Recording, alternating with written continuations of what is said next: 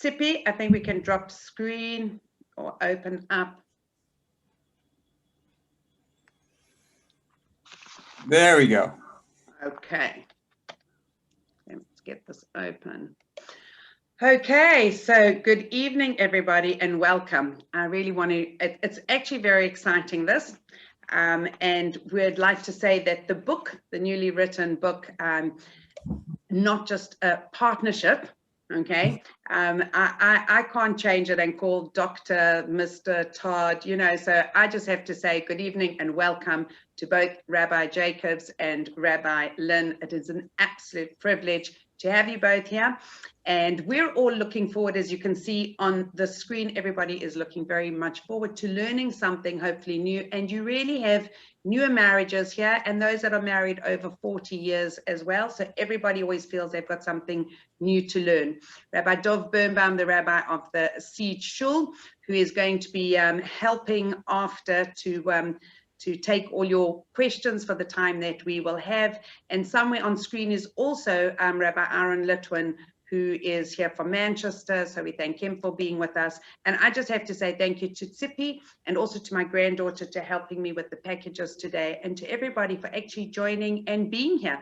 And you can see our numbers are growing and growing. So I am going to hand over to both of you now, because they came to hear you and not me. Okay. Thank you so much. Wonderful. So just the Jewish idea is that before you begin to speak or give a class, you have to thank your hosts. Rebbetzin Dove, I've known for too many years, way back when.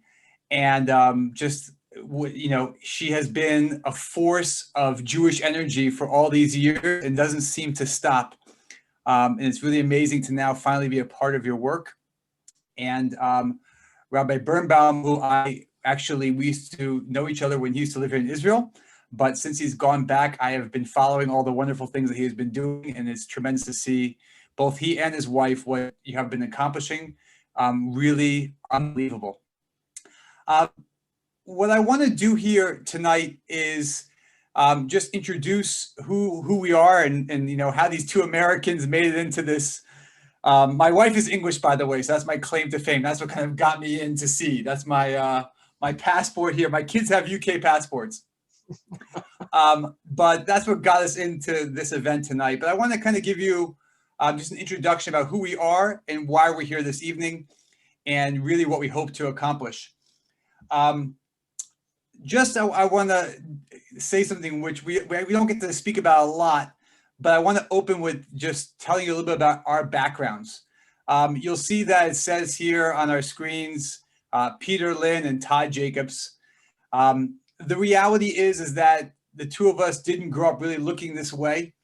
And we each have our different story about how Judaism became more a part of our life, but where we actually really do have a partnership, and that will kind of be a funny thing to talk about, is that for the past 16 years, we have been running an institution, a yeshiva, in Jerusalem for students who grew up with little to no background, and from the ages of, you know, early 20s to early 40s, and they come to our program for usually about 2 years, and then they go back to whatever they were doing before, hopefully with more of an enhanced relationship with Judaism. And what this book really is that over the years of teaching these young professionals, what we found is something quite fascinating. What we found is that when you ask people what's the most important thing in their life, and we were really asking our students, they would all tell you hands down that their marriage, that relationship is everything.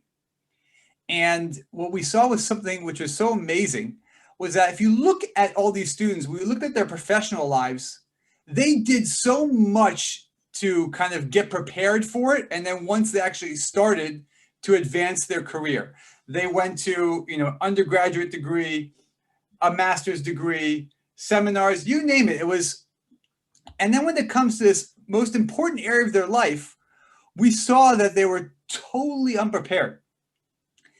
And we began to look beyond our student body. And what we saw was this fascinating kind of issue out there is that what people claim to be the most important area of their life, they were actually really unprepared for it, or even once they were in it, they weren't doing much to actually become that much better at it. And what happened here is that we realized that, this idea of getting people prepared for marriage, or even once people are in marriages, helping their marriage thrive, has become something that we've been speaking about over the past 16 years, almost too much. And really what happened is that we decided at some point, we said, okay, we got to put this into book form and we got to get it out there. And we said, we're not just going to limit it to the Jewish world. This is information that can help any race and any religion. And therefore, we also decided to use our names that we were born with in order to make it a little bit more, to not make the book as scary. So therefore, what we used is our names, Peter and Todd, just to make the book a bit more user-friendly to all different types of people. And people often ask us, they say, well, why do you need another book on marriage? There's trillions of books on marriage out there. So the answer is, what we feel our book of marriages is that, in American universities, you have to take prerequisite classes. And the prerequisite classes are really fundamental classes that teach you about the basics before you advance into any further field. So, example, my background a long time ago was in the field of architecture. There are a whole bunch of prerequisite classes you have to take before you're able to get into that major.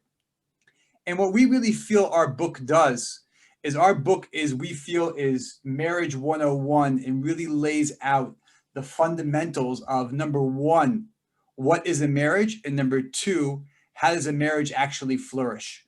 And then what we really feel is that all the marriage books out there, which are really amazing, we recommend them to our students, the Jewish ones, the non-Jewish ones, you name it, we feel are great on top of a strong foundation. And what we hope our book provides for people is really that strong foundation. So what we want to try and do tonight is give you a bit of a taste of some of the work that we speak about in the book and beyond the book. And what I'm going to do is hand it over to Todd to kind of take you through where the evening will go.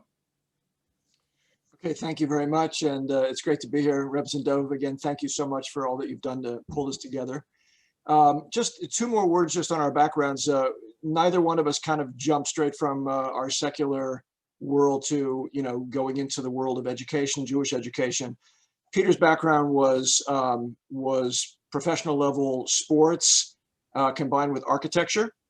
And he eventually decided to stop building houses and designing houses and try to help build people, which was a good thing for the world. And my own background was, I actually was an investigative journalist, if you go far back enough, and then I had a long career on Wall Street as an analyst. And really what we found, both of us, was that we were sort of naturally both attuned to trying to tackle very complex issues and then help people through those issues. And so ultimately that led us both into the world of Jewish education. And late in life, at 40 years old, that's when I decided to trade in Wall Street for a lifetime of teaching and counseling. And Peter and I began partnering up then when we opened up an institution called Mechon Yaakov, in Jerusalem. And that's where we've been ever since, working together. So this is really a pure outgrowth, as Peter said, of everything that we've been doing. And I think just two extra things that we both bring to it. Peter brings a background in positive psychology, where he has a master's from University of Pennsylvania. And I have done a lot of work in sort of deeper Jewish wisdom and Kabbalah and things like that, specifically with an eye towards bringing some of that wisdom into the practical domain of how do we build relationships. So with that, the way that we set up the book, we're gonna sort of highlight a couple of pieces of that. The first half of the book is just trying to change the paradigms that we believe are wrong and need to be righted if a person is going to have any chance of having a successful relationship. We deal with the paradigms in the first half of the book. Second half of the book is very practically oriented around what we call the 4 pillars of giving. And what I thought we would do this evening is I'm going to just kind of briefly tell you one of the paradigm shifts that we think is essential. And then we will dive into some summary work on how can we make that happen practically using these 4 methods of giving? And then we'll leave room for questions. Okay, one of the paradigms that we work with and spend a lot of time with in the book is, how exactly does love work? How does love work? And what is the basis of a relationship using that wisdom? Many people, especially people growing up in today's day and age, seem to think that marriage is this thing that they just kind of fall into. They'll be taken care of, they'll be loved, everything is going to be great, everything's wonderful. And then it begins to short circuit, and they don't really have a picture of why. I'm going to tell you a very brief story, a true story that happened to me about 20 years ago, towards the end of my career on Wall Street. I was on a private plane flying around the country with 3 senior analysts from JP Morgan, where I was leading a team, and 3 senior consultants from McKinsey & Company that had done a big joint research project with us. We had been flying around the country for several days. It was late at night. We were flying from city to city, kind of in this flying living room. And in the midst of, kind of chatting, and we had really gotten to know each other quite well over the course of the research and then especially traveling together for a week or two. One of the young analysts said to the group, he just started complaining about his marriage. And he said, I was really in love with my wife and everything was really great. And she was like so great with me and she took care of me. And like, she really was an awesome person to come home to. There was dinner and there was this and we had fun together. And he said, I just find that like, she doesn't do much for me anymore. And I'm just, like falling out of love with her. And I'm like really kind of angry and kind of frustrated and kind of disappointed. And, all the heads were kind of going, yeah, we know what you mean. And I said to him, I'm sorry to tell you this, but perhaps you just have a completely backwards idea about where love comes from. And he sort of was taken aback, and all the heads of these, this was again a hard-boiled, senior group of, people, really smart, really decorated. All the heads turned over. They were like, what are you talking about? So I said, well, there was this old rabbi in the Jewish world. His name was Rabbi Dessler. And he wrote a long essay about love. And what he basically proved, well, first he asked a question. He said, why is it that parents love their kids so much more than kids love their parents? Why is it that teachers care more about their students than students care about their teachers? Why is it that if you give a child an incredible Lego set already assembled, or you offer them a little set which is unassembled and they can assemble it themselves, why do they like that little one better than they like that big one? Why do people love the plants that they take care of? Why do people love their dogs? Why do people love the house that they built? And Rabbi Dessler said it's very simple. It's because we get the paradigm backwards. He said people think that I will love based upon the person giving to me. The more they give to me, the more I will love them. And he said it's completely the opposite. He said, really, if you look at what the sages have to say about this and you look at experience itself, you actually learn that you love where you give. The more I invest in the other, the more I will love the other. Just like investing in a plant, a dog, a house, or in the world of marriage, when I invest in my spouse, when I invest in my child, in the relationship world.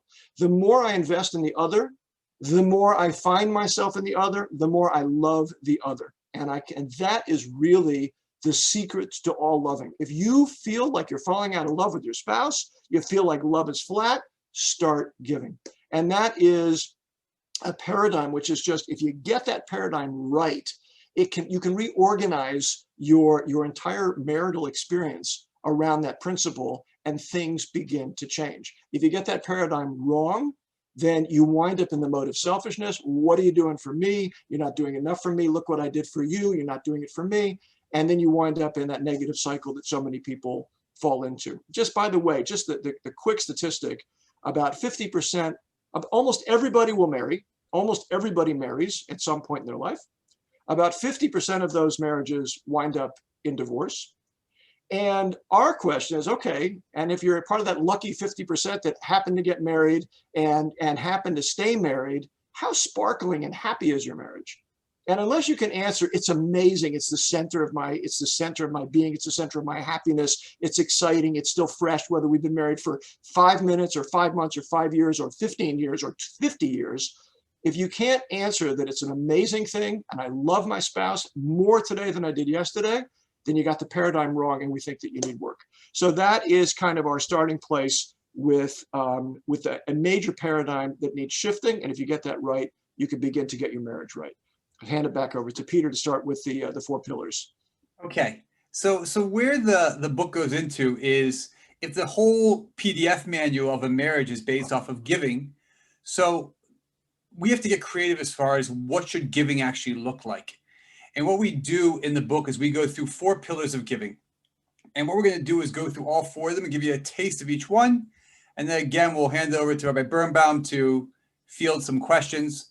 So we're going to take you through all 4 of these right now and give you a little bit of an insight into them. Okay. The first pillar is the idea of keeping it fresh.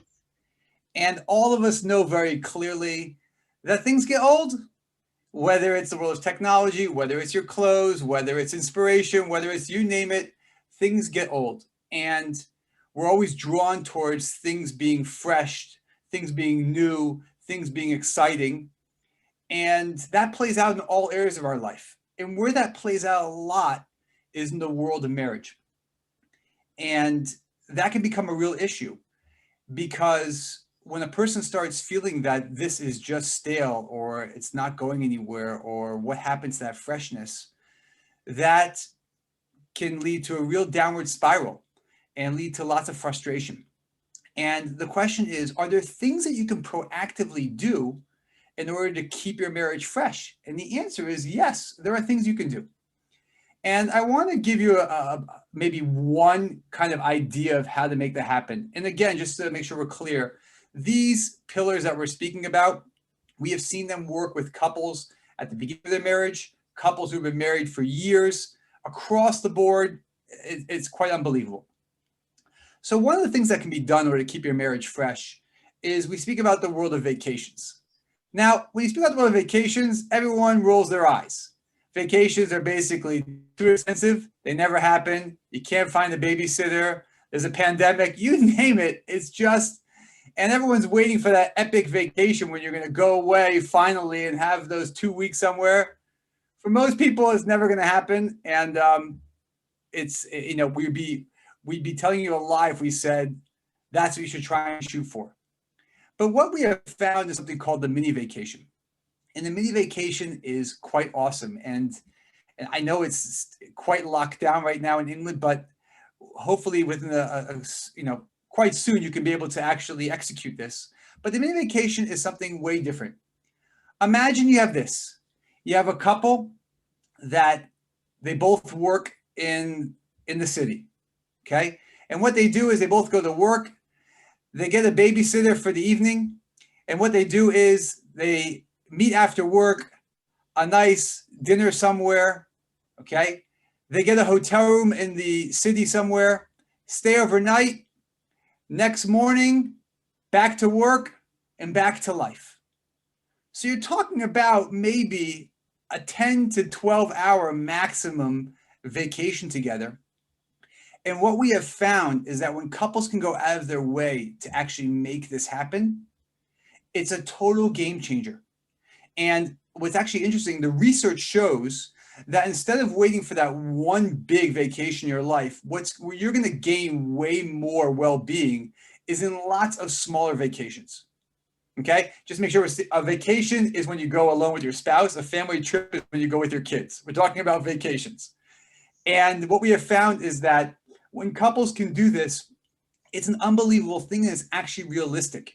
And what happens as well, which is actually quite amazing, is there's actually 3 stages that actually really boost the energy of the couple.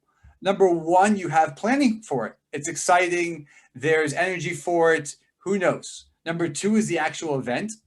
And number 3 is savoring it once it passed by, looking back on all the good feelings.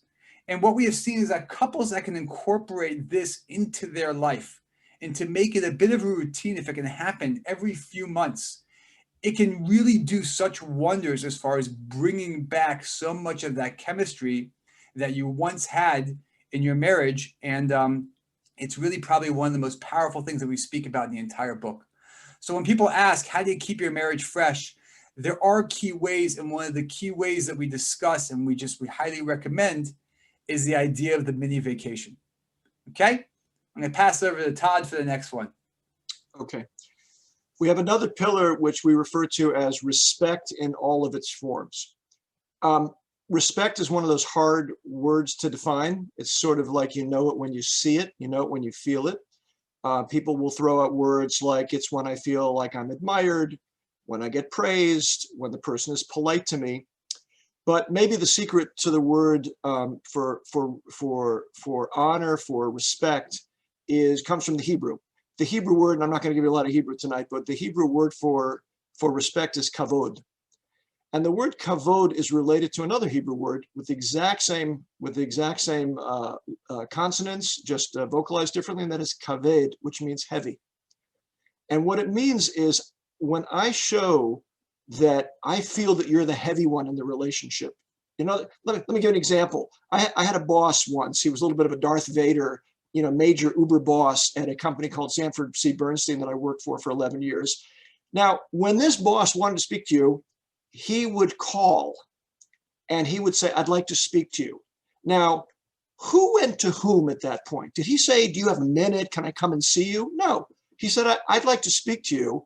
He was the heavy one in the relationship. You jumped out of your seat and you ran down the hall and you wanted to see what he wanted. That was treating him as the heavy one, the one who I was willing to walk around, and everybody would walk around because of the sort of central place that he took in that particular relationship. So that's what it is when I can make my spouse feel that they really take up space in my hard drive, that they are the weighty one in the relationship. I give weight to you. Again, if that language still means something, that is an introduction. There are three primary ways that we show respect for another person, and particularly our spouse. One way is the way we speak to them. Another way is the way that we behave towards them.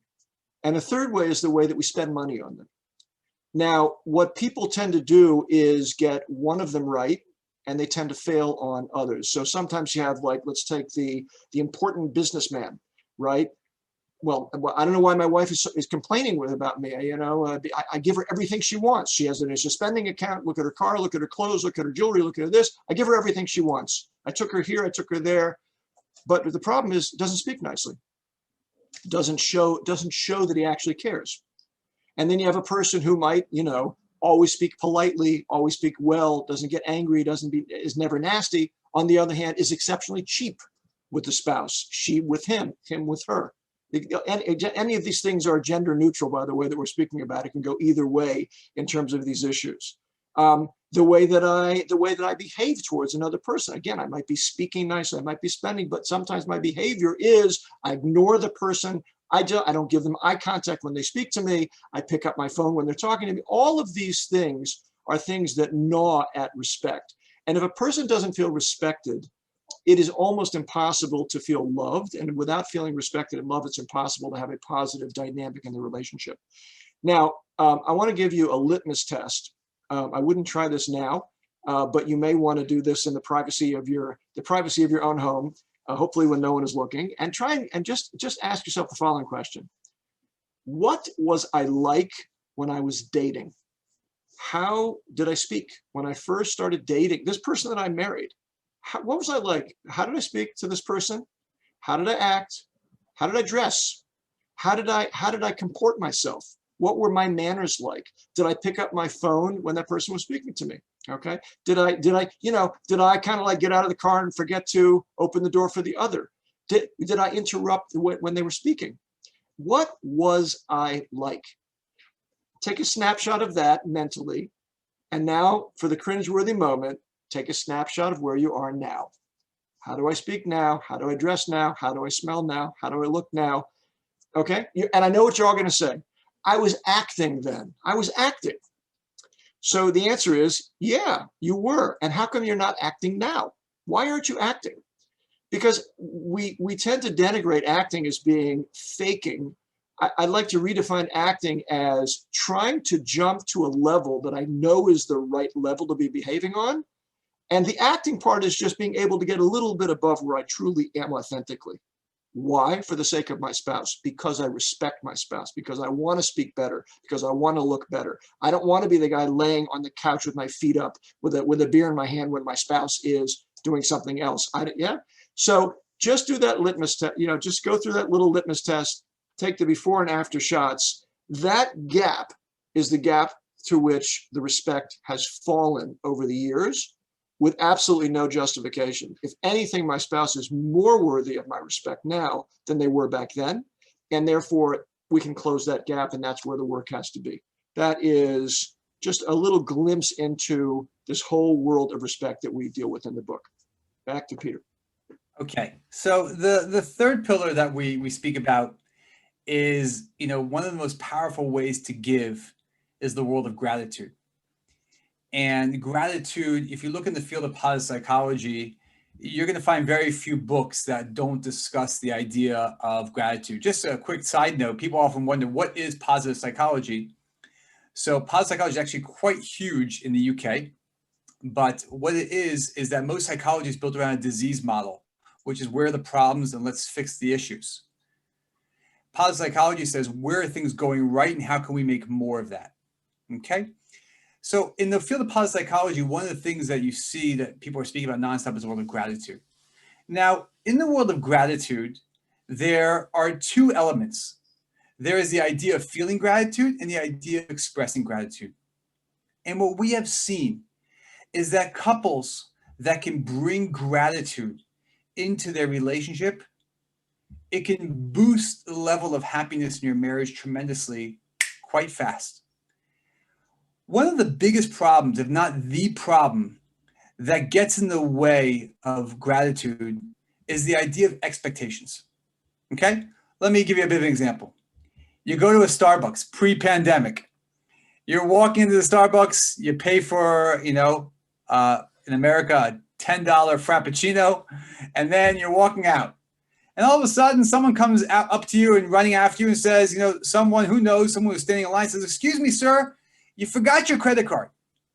All of a sudden, you're like, "Wow, I can't believe it." Okay? Greatest person in the world.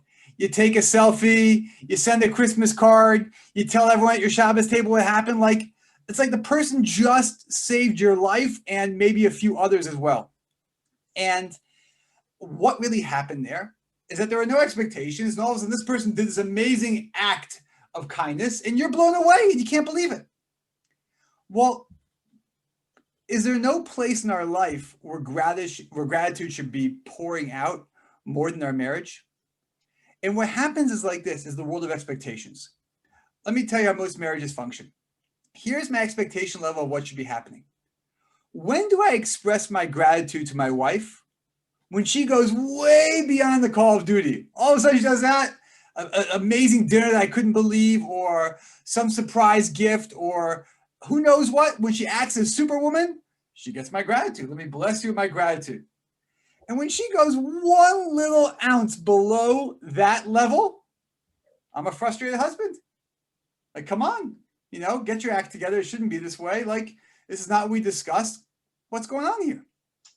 And one of the crushing elements, if not the crushing element, that gets in the way of the idea of gratitude, both of feeling it and expressing it, is the world of expectations.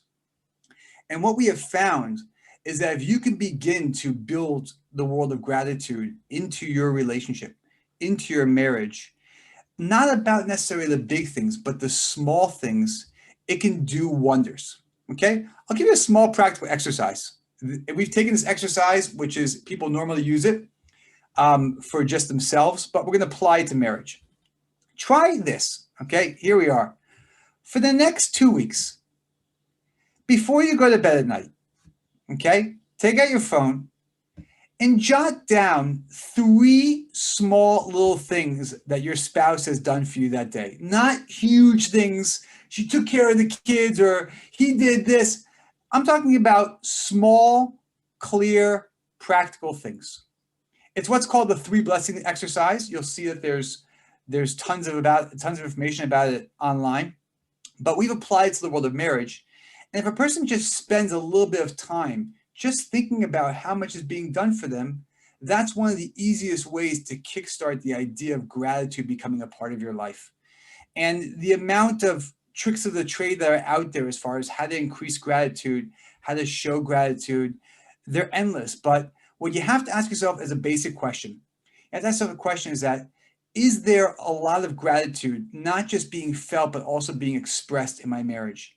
If the answer to that is anything but yes, okay, if you feel like that's not happening in your marriage, okay, you're missing out on something which can create such an energy and such a magic that can bring a couple together no matter what stage of marriage you're at. Okay, so for this last pillar, I'm gonna hand it over to Todd, and then we'll wrap it up here, and then we'll hand it over to Rabbi Birnbaum to field some questions. Okay, great. Thank you. Okay, so the last of the pillars that we want to discuss is something that is referred to as "it all depends on me." And in many ways, we feel it's the most crucial of the pillars. You should have noticed by now, I'm sure you did, that all of these pillars are really just ways of trying to practically implement this idea that giving is at the center of this relationship, that the marital relationship is based in giving. It's about not about what can I get, it's about what can I contribute. It is not about being a martyr, because it's the greatest. My background is the world of investments. There is no greater payoff for an ounce of investment anywhere in the world than in the world of relationships and marriage. The more I give, the more I wind up getting. It's not meant to be cynical and selfish. It is meant to be something, on the other hand, that is an incredibly powerful, virtuous cycle that gets kicked into gear when a person begins giving. Okay, so this idea, it all depends on me, is, we think, a very crucial idea. And just to introduce it, it's really easy to find fault with our spouses. We know every single one of our spouses' shortcomings. I'm an expert in my spouse's shortcomings. She's an expert in mine. I'm sure each of you is the same with your significant other. And the question is, what do you do with that? You know, do you just continue to let it frustrate you? Or, I mean, you sort of tolerate it, you let it frustrate you? Doesn't it tend to be the kind of thing that spills over into arguments more frequently than anything else? And I want to give you, the same way I gave you a little test to do, another cringeworthy test. Let me give you one more cringeworthy test here, just in the world of it all depends on me. Ask yourself, when I look at those one or two things that really drive me crazy about my spouse, whatever that bad trait is, whether it's anger or whether it's laziness or whether it's selfishness or cold or uncaring, whatever it is, ask yourself, was he or she like that when we met? Now, if the answer is yeah, they were distant and cold and uncaring back then there's not much hope. I mean, like, the question is, why did you marry the person, if that's true?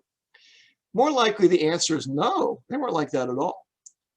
Which leads to another question, which is, what might I have done through my own behavior to contribute to this playing out in my spouse's character?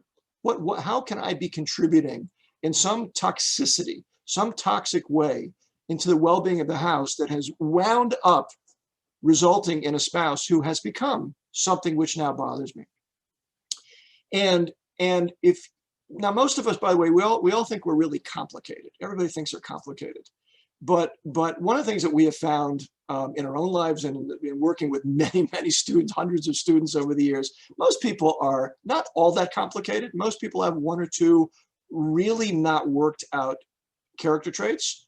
And again, it's some of the ones I mentioned. It might be that I have an anger problem. It might be that I have a selfishness problem. It might be that I have a laziness problem, stinginess problem. There are many places where character can go off the rails. But usually there's one or two that are fairly toxic that we carry around with us. And the real dynamic tends to be that it plays out everywhere in our life. If I've got an anger problem, that anger problem will be present, at least in potential, in every single encounter that I have everywhere. The difference between my married life and every place else is, in married life, I get to let down my guard. I never let down my guard and get angry with my colleagues. I never let down my guard and get angry with my boss. I don't get angry with people out in public. Those things are really bad for me, and they have immediate consequences, and they're bad for my reputation. Hey, but at home, I can finally let my guard down. And therefore, it tends to be that the exact person who deserves the best of what I have to offer in this life tends to get the worst of what I have to offer, because that's the person with whom I let my guard down. So what we have found is the single most powerful Kickstarter to marriages, especially when they have become troubled, difficult, not just stale, but difficult, problematic, is stop thinking about and blaming my spouse. Now, again, this doesn't mean my spouse is blameless and has no character issues. They have theirs, I have mine. But if I want to change the dynamic, I have to basically put my spouse to the side in this exercise and say, I'm going to work on my own character issue. By the way, if you can't figure out what is that bad character issue that you've got, just ask your spouse. Okay, they'll be happy to let you know in a calm moment. You have to trust them, and you have to make it safe for them. Okay, but ask them on your next date night, which we're assuming you're having once a week at least. Okay, even in COVID, we can talk about that in the Q&A if you like. Okay, ask your spouse, what's my character issue that if you could change one thing about me, what would it be? And then start working on that issue. Start watching podcasts, start reading books, talk to your rabbi, talk to your mentor, talk to your friend. Start working on it. If it's really more than a standard deviation away from, something you can work on your own, something within normal boundaries, go to therapy. Okay. If you begin working on your character issue, something amazing will happen. First of all, you'll see skepticism from your spouse. Oh, yeah, sure. What do you want from me? But if you keep at it, what tends to happen is that it tends to, first of all, it creates a new dynamic in the house that I'm not angry as much as I used to be. And then what you tend to see is it tends to spark, again, that type of virtuous cycle that we see in almost all of these arenas, where my spouse suddenly says, wow, I wonder what thing I'm bringing to this that I can work on myself.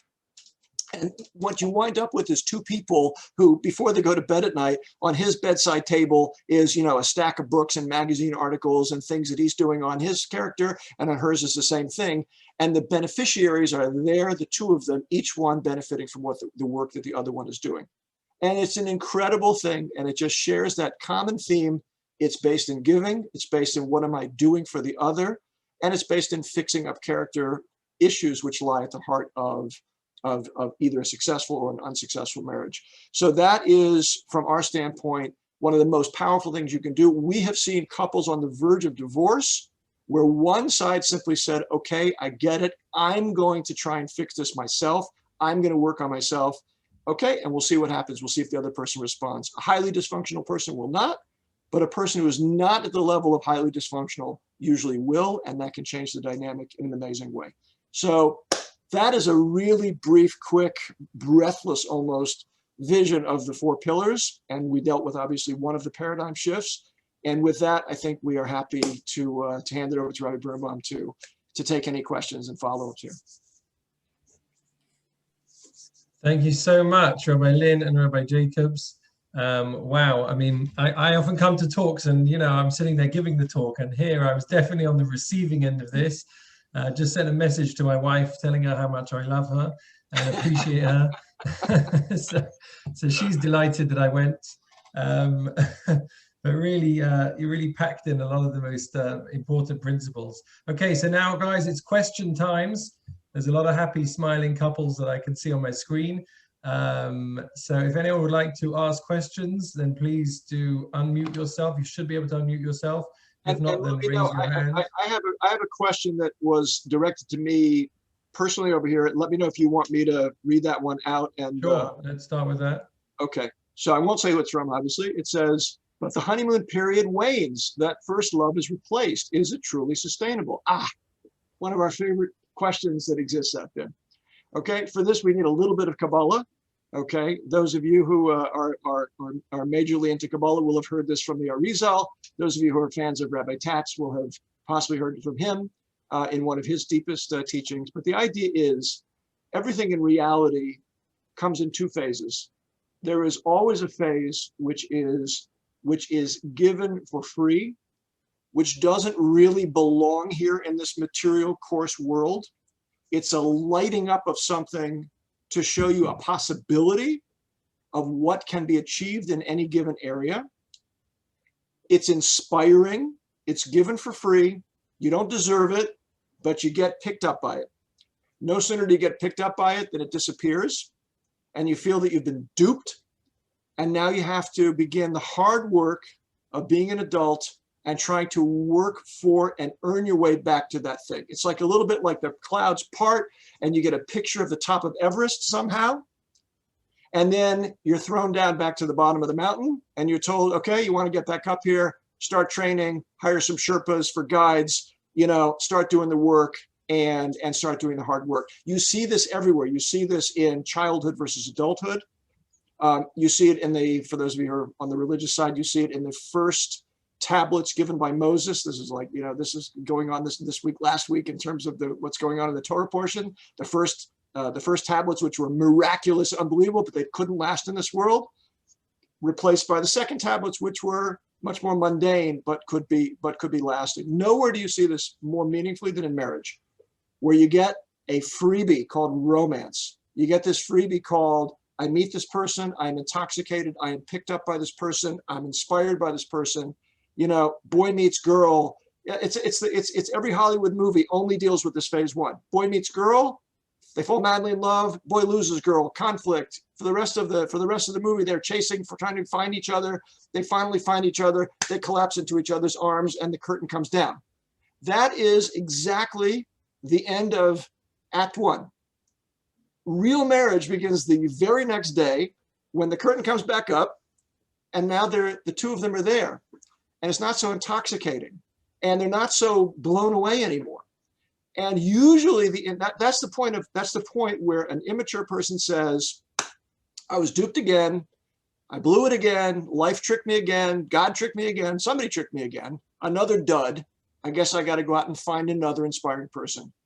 When in reality, this is the point of a choice being made. I'm not saying that every person that's romantic is the right person.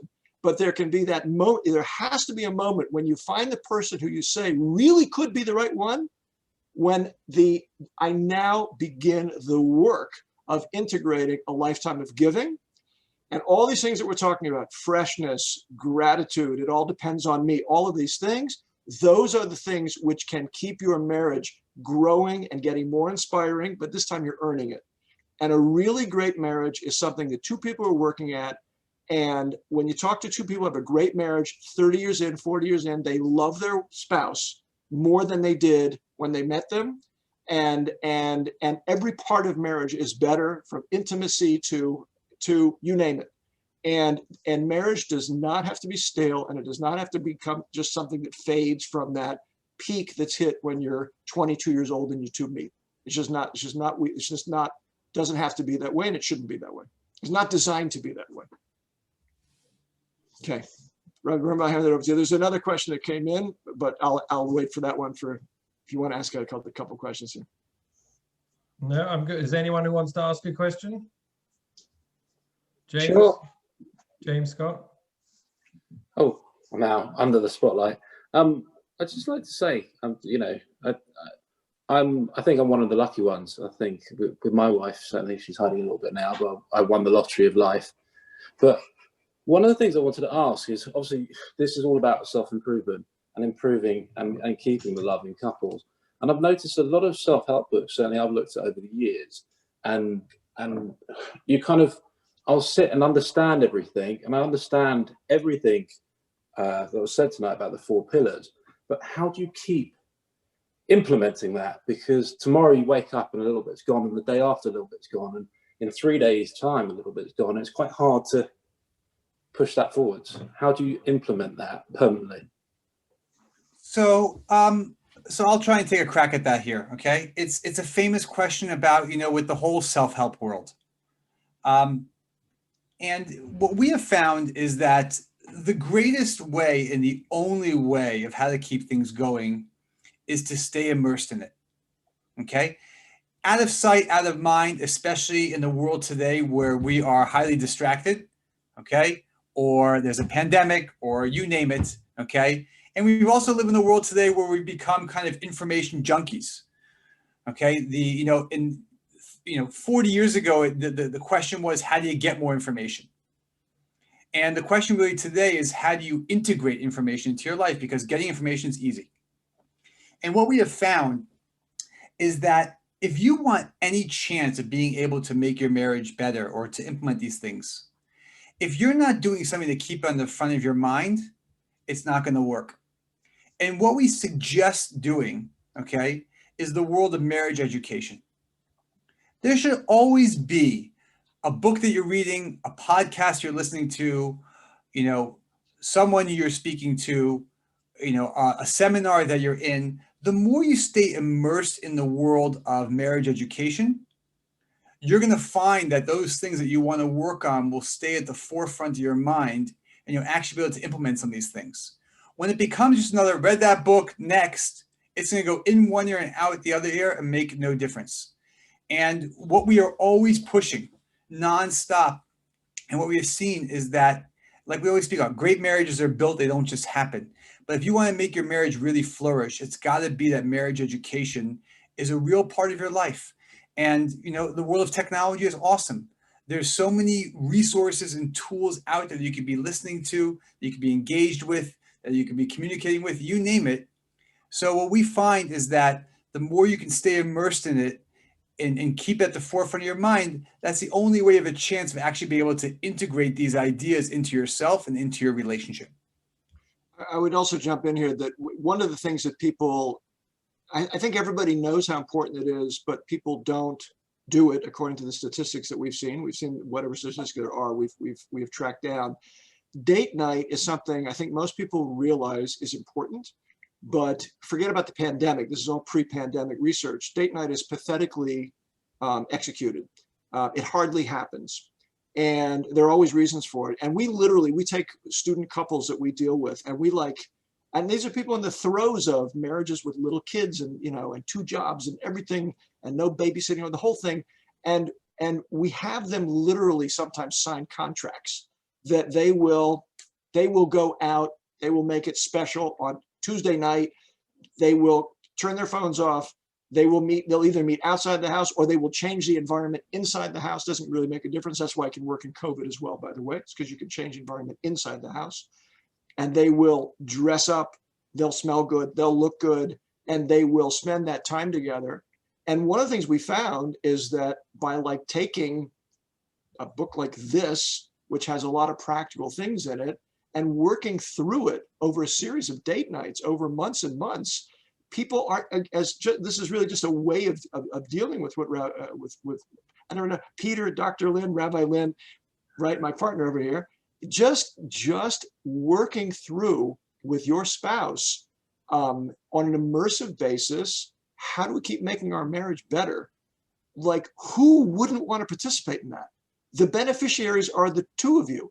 And anything that I do to make my spouse's life better winds up inspiring my spouse to make my life better. And we have found that people who are just, as Peter said, like just in it and working on it together. And I'm just suggesting a book is a way to kind of like, let's do a chapter each week. And let's come back and let's see how do we do. Let's just focus on one item. By the way, we gave you 4 pillars. Each of these pillars in the book is tons of ideas. You got to focus in one place. Sit down with your spouse and say, what do we want to work on? Should we work on gratitude? Let's just start working. Let's see what we can do over the next week. We'll do the 3 blessing exercise over the next week. And let's see where we come back to. And let's sit down. You can go from one thing to another, to another, to another. And it's a total game changer. And by the way, Rabbi Burma, there's someone who said here, just one of the questions that she sent, I think directly to me, what if you don't feel your spouse deserves you to put in so much time and effort to change yourself and give so much more of yourself when secretly you feel they are the real problem? How do you get past that kind of resentment? Can we throw this in here in this context? Great question. It is an amazing question. And I think almost everybody feels that the spouse is usually the problem. Most of us, you know, there's a famous statement in the Talmud which says, you know, people always feel that what they do is right. People feel, you know, like basically just in their own eyes, almost always, unless you have a psychological issue where you always feel guilty, which is not healthy, not normal. But I think that our point is that falls. Nobody's asked the question, why is this book called Not a Partnership? Right? Like, we all think that marriage is a partnership. It's the greatest partnership in the world. The spoiler alert is, when it's done properly, it is the greatest partnership in the world. When it's done improperly, what it is it's the same reason partnerships fail in the world of business, which they usually do. They fail not because they have bad business plans, not because they have bad assets. They fail because the partners stop trusting each other, and the partners start looking at each other and feeling, I'm doing what I'm supposed to be doing, and I've got my rights and my demands on you in terms of what you need to be doing to fulfill your side of the bargain. That toxic aspect that comes into a relationship crushes the real partnership. That was the reason they came. Usually they came together because they saw what beautiful music they could play together. That's what they thought. And instead, I'm looking at myself as playing perfect violin, and you're playing really crummy trombone, and you're not holding up your end of the bargain. So always we're going to feel that our spouse is the reason that things are falling apart in marriage. Our point is the only way to change that is to say, I'm going to ignore it and I'm going to focus on my own character, and let's see what happens. Let's see what happens. And by the way, you might be right that your spouse might be more than 50% of the problem. But it could be that will all change once I start showing how much I care and how much I'm willing to invest. So I think that is the only way to approach it in a way that will be constructive.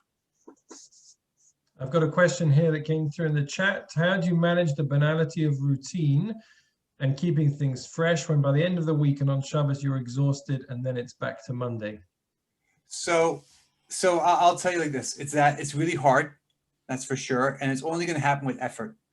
And just something that Todd mentioned is one of the things that we have found to be the most crucial thing is the idea of couples having a date night. And what is a date night? A date night means it's locked in your schedule. We usually find, Tuesday night is a nice night right in the middle in some way. But it means like this. It means that the two of you make an effort for each other. You don't just show up, exhausted in your old clothes. You make an effort for each other. You have a cup of coffee, you get dressed up, you make sure you're energized, and most important, okay, the phone is off in case of a babysitter or some sort of need. And it doesn't have to be the fanciest dinner. It doesn't have to be, but is a time for a few hours the two of you get out together where the only focus is not we're planning, what to do next week with the kids, or we have to talk about this health insurance issue. The focus is me spending time with my spouse. And what we have found is the greatest way that can keep your marriage fresh and can infuse a certain energy into the mundane is when people bring date night into their life. Now, just maybe another question on top of that. Well, people ask the question, well, great, nice idea, but the reality is we are in a total lockdown with millions of mutations, and now what? Okay? And it's fascinating.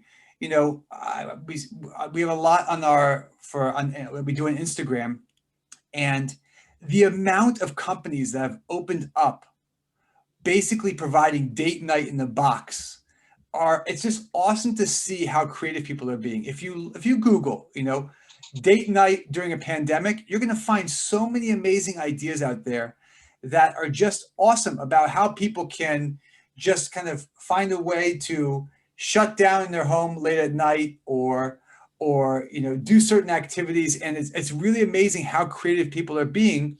The biggest problem people have is that they're saying, well, I guess we're in a pandemic and forget about it. If there's a time when our marriages need more attention, if there's a time when our marriages need more effort, it's now. Because the reality is, this is all we have right now. This is the most important relationship in front of us, and we're with that relationship 24/7. So it has to be our focus. And for those people on this, on this class tonight with children, if you look at a lot of the research, the greatest thing you can do for your children now and during regular times is the more your marriage is in a great place, the spillover to your children is absolutely awesome. I'm sure Rebbitzin Dove has taught trillions of classes on raising children, and I guarantee that every single time she'll speak about the importance of having a great marriage and the powerful impact that can have on raising your children and creating a home of real well-being. I would just add on the pandemic question. For better, for worse, at least in the United States, liquor stores have been defined as, an essential business that must remain open no matter what, which means that you can still get a bottle of wine. In Israel, they closed everything, but they have something called takeaway, which means that you can actually get a pizza. You can order a pizza in. A date night does not have to be I don't want to borrow from other religion. It doesn't have to be a Hail Mary. Okay. It doesn't have to be like, as Rabbi Lynn was talking about with, the huge vacation. A date night has to be, we change the environment around ourselves and we focus on each other with intense focus and intense respect. And we do what we need to do to make that happen. And it brings in many of the things that we're talking about here. Again, it's making sure that I look and smell and am groomed and, and awake and polite the same way I was when we first met. I can fake that for a couple hours on a Tuesday night. And it has to be that if Tuesday night something comes up, which it inevitably does, so we move it to Wednesday night.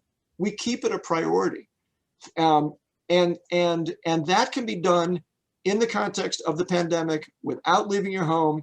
Change the lighting, right? Incandescent is better than fluorescent. Candles are better than incandescent, right? Music is helpful. Phones away is critical, as Rabbi Lynn said, and make it so that you bring pizza in, or you bring Chinese in, or you bring whatever it is that doesn't require any work, and the two of you have a date. Your kids can be snoring away in the room next door.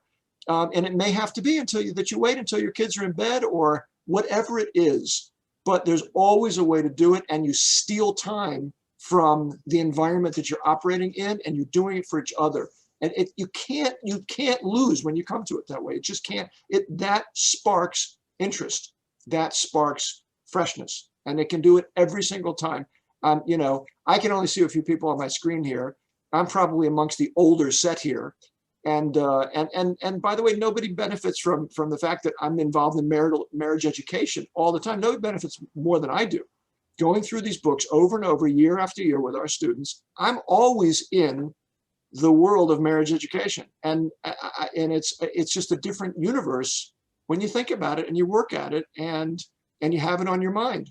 And again, I feel that I'm the biggest beneficiary of it, not only teaching it, but anything I've been able to put in. My wife has such better character than me. I always get much more in return back for every little bit of ounce I put into it. So again, we just don't believe that just because you've been married for a long time, just because the dynamic is not so amazing at the moment, that it cannot get better with some investment.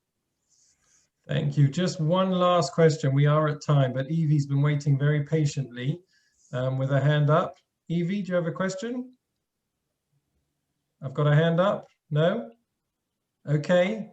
So then in that case, we're going to end off here. I know there is a couple of others who wanted to ask. No. I think Evie's coming back. Evie's coming back. Evie? I got you, Yes, Evie. no. Come on.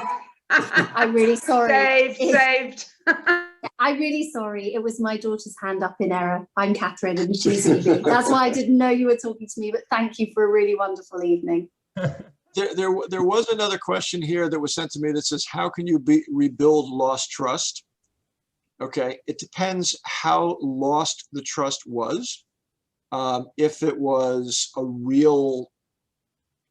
real deal, betrayal of trust in a marriage, that requires a lot more than a webcast to deal with that.